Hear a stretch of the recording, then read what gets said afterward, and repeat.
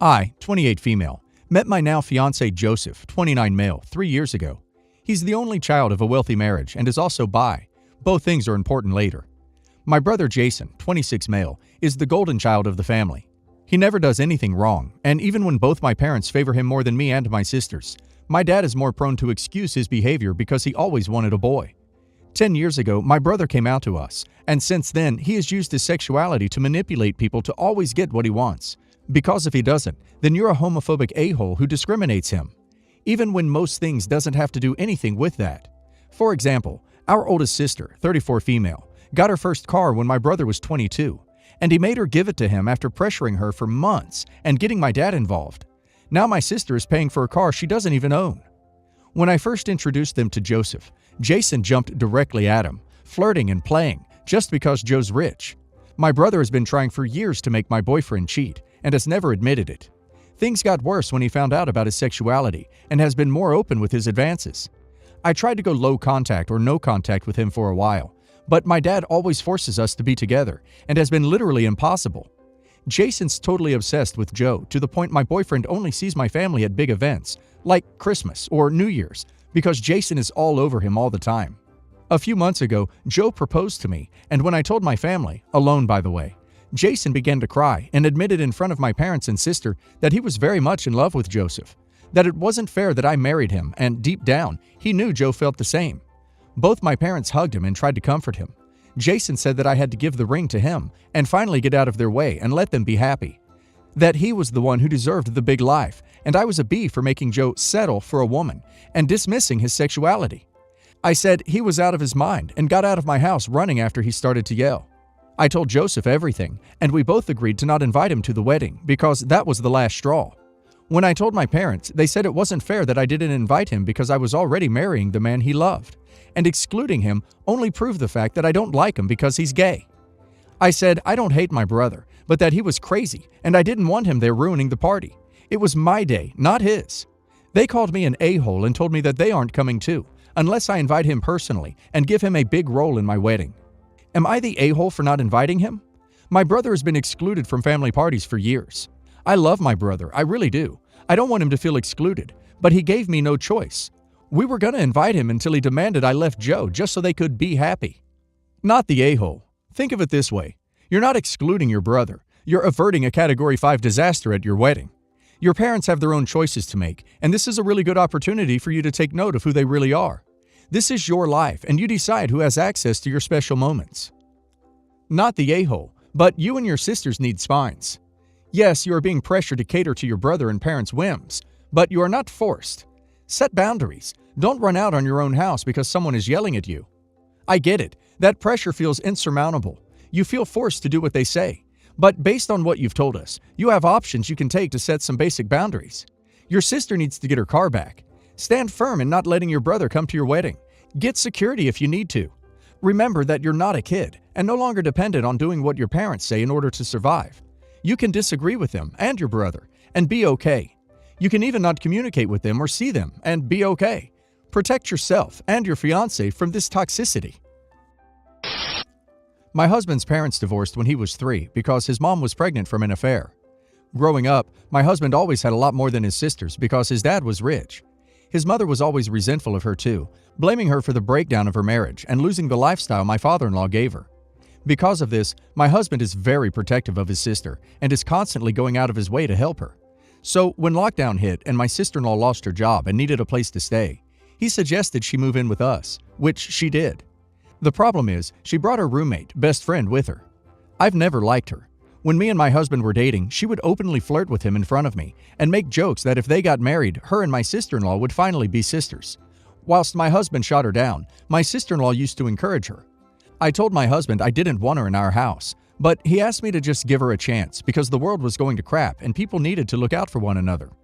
Well, she's constantly flirting with my husband and doesn't seem to be deterred by any boundaries he sets. She's begun walking around the house in her underwear whenever she knows he'll be home, and has asked him on more than one occasion if he'd rub sunscreen on her. Her and my sister-in-law both spend a lot of time trying to subtly convince me my husband is cheating too. Things reached a boiling point yesterday when I overheard her and sister-in-law talking about how she planned to trick him into sleeping with her, so he leaves me for her. They were making weird jokes about how the best friend would give my sister-in-law an allowance, and they'd live in luxury. They also made comments about how they couldn't believe my husband was married to that fat cow. I'm pregnant. I lost it. I called them disgusting and told them to get out of my house, to which my sister-in-law replied it was her brother's house. There was a lot of arguing until my husband came home and asked what happened. My sister-in-law claimed I was being insecure and ridiculous. I started crying, so my husband took me in the other room to ask what happened. After I explained, he was pissed and told them both to leave. I've been receiving a lot of aggressive texts from my mother-in-law's side of the family since, claiming I was cruel for making someone homeless in the middle of the pandemic, and that I was an insecure, controlling wife. They've also been telling my husband they're disappointed in him and that he's abandoned his family just like his father. My husband has retaliated by saying he will no longer pay for sister-in-law's grad school if she doesn't apologize and won't continue any financial support for the rest of the family unless the A stops. I feel really bad because I know how important family is to my husband, and I never wanted to put him in a position where he felt he had to choose between us. Am I the a-hole? Not the a-hole, and what the duck? He doesn't have to choose between you and his family. He has chosen, and that's you and your baby, and that's how it should be. The family you were born into is important, but the one you create is more important, because that was your choice, and not simply a game of chance. Your sister-in-law and her friend disrespected you in your own house, and you are completely in your right to leave them homeless. And that's what they deserve for being conniving little bees. Unless sister-in-law apologizes, you won't even need to acknowledge her existence anymore. That friend, on the other hand, should simply stay out of your and your husband's sight forever. If it were me, I would have pimp-slapped them before kicking them out. Darling, you didn't put him in a position to choose anything. His disgusting sister did that, and you did nothing wrong. His family probably only heard their version of the story, which I'm sure excludes any of what caused them to be removed in the first place. His family is welcome to move those toxic heifers into their own homes, but they have no right to criticize you for taking out the trash. Sister-in-law will never be sorry. She will tell dear husband what he wants to hear to get back into his wallet. She is old enough to know that what her and her trashy friend were planning is wrong. Not only does she not deserve a dime, she doesn't even deserve to be in either of your presence.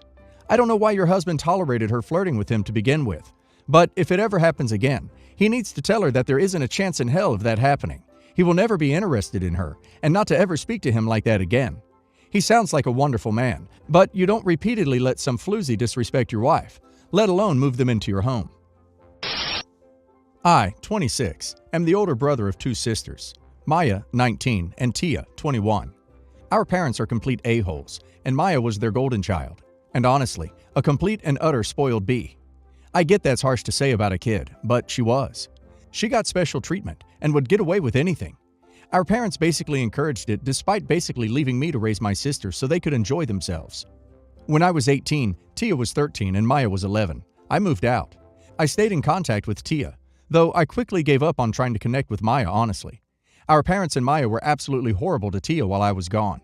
So when she was 18, Tia moved out and has stayed with me. I've made her get some therapy and done my best to be a good brother, and she's managed to be a lot happier since. Though after I basically didn't see our parents or Maya. However, last November, Maya randomly reached out to us. Tia just ignored it, but Maya is still my little sister, so I gave her a chance. In the time without us, she'd really missed us, and realized just how spoiled and cruel she was acting. Apparently, part of how she treated Tia was jealousy of how I was so close to her, but not Maya, though it obviously doesn't justify it. She had felt guilty for a while, but was scared to reach out in case we'd reject her. She felt really sincere and was really apologetic and seemed ashamed. I forgave her, and we started talking a lot. I became close to Maya really quickly. We get along great now, and we're actually pretty similar. Unfortunately, Tia refuses to forgive her, or even respond. I think she's being a little unfair, but I understand how she feels. From talking, I noticed that Maya seems to be having a hard time at home. She wasn't going to say anything, but ended up spilling when I pressed her. Our parents basically turned on her the moment we left. She wasn't the golden child anymore and had to suffer our parents' BS. Honestly, I'm ashamed to admit, but I never considered how our parents would treat her with us gone. With how horrible our parents are, I wanted to ask her to move in with me.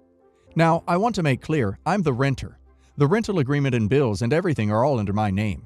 Tia contributes, but since she's still in university and my little sister, it's much less, and unofficial. But when I brought up the idea, Tia was furious. She rejected it. I tried to compromise and talk, but it went nowhere. So in the end, I told Tia I'm offering, and that she can be civil or I can help her move somewhere else. Maya accepted, coming to stay next week, And Tia is pissed and feels I'm choosing the golden child over her. But I'm not. Maya is suffering and I want to help. She's a different person now. I understand Tia hurts and I get her anger, but Maya also needs me right now. Tia is still angry and our friends think it was an a-hole move, but Maya is her sister and I don't think it's wrong to help her. I helped Tia back then too. Yes, the a-hole. But this is a really complicated situation, so let me explain my reasoning here. First and foremost, you did an amazing thing for Tia. Your parents are by far the biggest a-holes in this story, and you're right for wanting to get Maya out of that environment too. Kudos for helping your siblings escape A. But the thing is, Maya was part of that abuse for Tia. She helped make Tia's life hell. It's good that Maya's shown sincere remorse and apologized to you, but your experience with her A is not the same as Tia's. Tia was hurt much more deeply by Maya, and she'll need a lot of time to process this and come to a place of forgiveness. But instead of giving her that time to process, what did you do? You gave Tia an ultimatum that you would be overriding her feelings, moving one of her primary A's into her home with a week's notice, and that if she didn't accept this, she would need to leave. I understand that Maya needs you, and that this is a tough situation no matter what, but you did this wrong. You trampled all over Tia, and made her feel like her safety and her feelings weren't important to you, and you're going to need to fix that. Edit. There are a few things I want to clear up first though. 1. Maya isn't lying about this.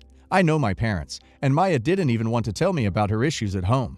There is basically no chance it's all a lie, and she has tried and tried to talk and to apologize to Tia. Tia just won't let her.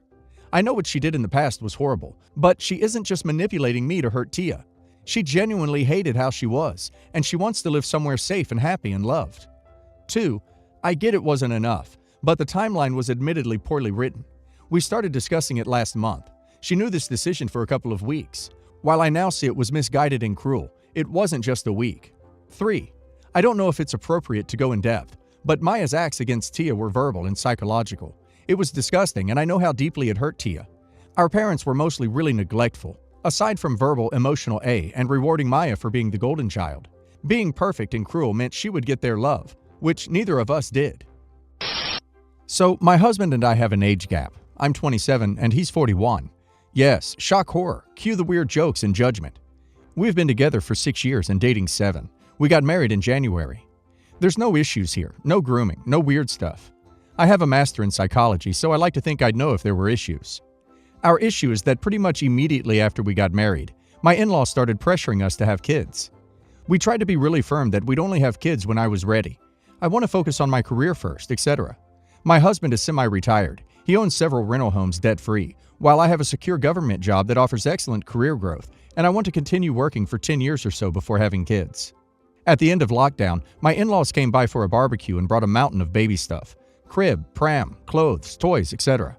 We were horrified, and I sat them down and explained that I wanted to focus on my career for the next 10 years or so.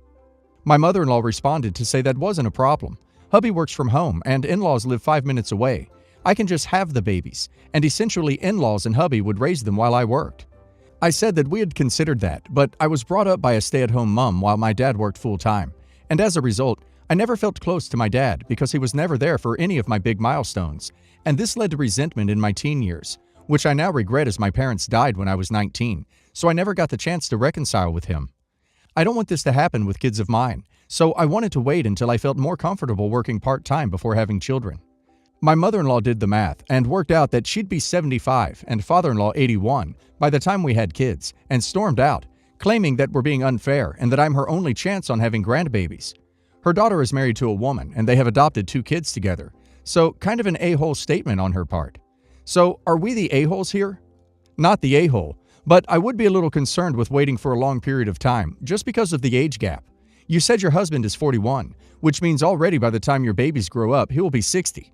It might be a better idea to have a discussion with him about what he wants too, because while raising a kid is possible no matter the age, it might not be ideal. Your mother-in-law and father-in-law have no say in the matter though, and should respect your decision regardless. Not the a-hole, but if you're 27 and plan to work for 10 years until 37 before having kids, you may want to have a good look at geriatric pregnancy and infertility.